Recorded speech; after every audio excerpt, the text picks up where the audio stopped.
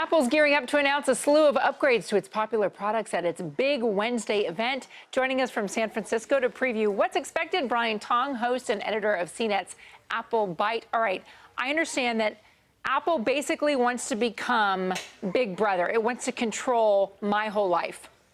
Well, I think it's already controlled most of our lives. I don't know about you, but I have so many gadgets, whether I want them or need them all, I'm all Appled out a lot of the times. Okay, so the Apple TV, #1, is going to be, I guess, ubiquitous because it's going to allow people to develop apps for the home television that could maybe control appliances or lights or utilities or whatnot. Explain what's expected here.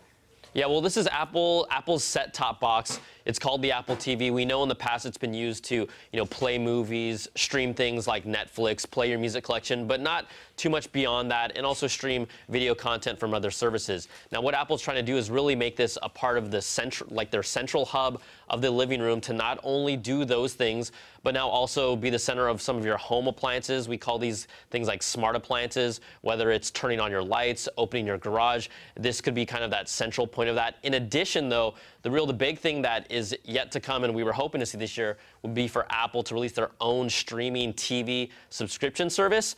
That looks like it's going to be pushed out to 2016. But the Apple TV is going to do a lot of things. Also, they're trying to really compete with gaming consoles where you can now use an app store and get games, let's say something like an Angry Birds or whatever you want to play, and use that on your big screen. So Apple's really trying to target this as a box that does a little bit of everything, but they haven't really had a strong entry into that market just yet. All right, and then talk a little bit about Siri. A lot of us had fun asking Siri all kinds of joke questions when Siri first came out. This is the voice recognition software that Apple now puts on our phone. You say to Siri, "Hey, where's a hair salon?" And Siri says, "Oh, but I like your hair the way it is." Thank you. It's fun. Right, exactly. That's exactly what happens. I tell Siri thank you on a regular basis. Now, what is Apple's plan for Siri? Well, what Apple wants to do with Siri is really integrate that into the Apple TV.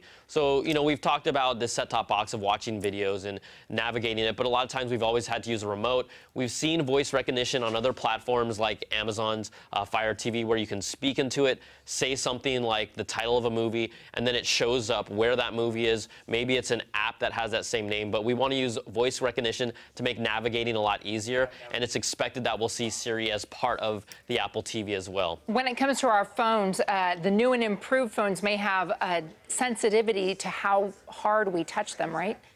Yeah, this is called Force Touch. It's found in the Apple Watch, where if you press on the screen really hard, a different amount of kind of menus or options will pop up.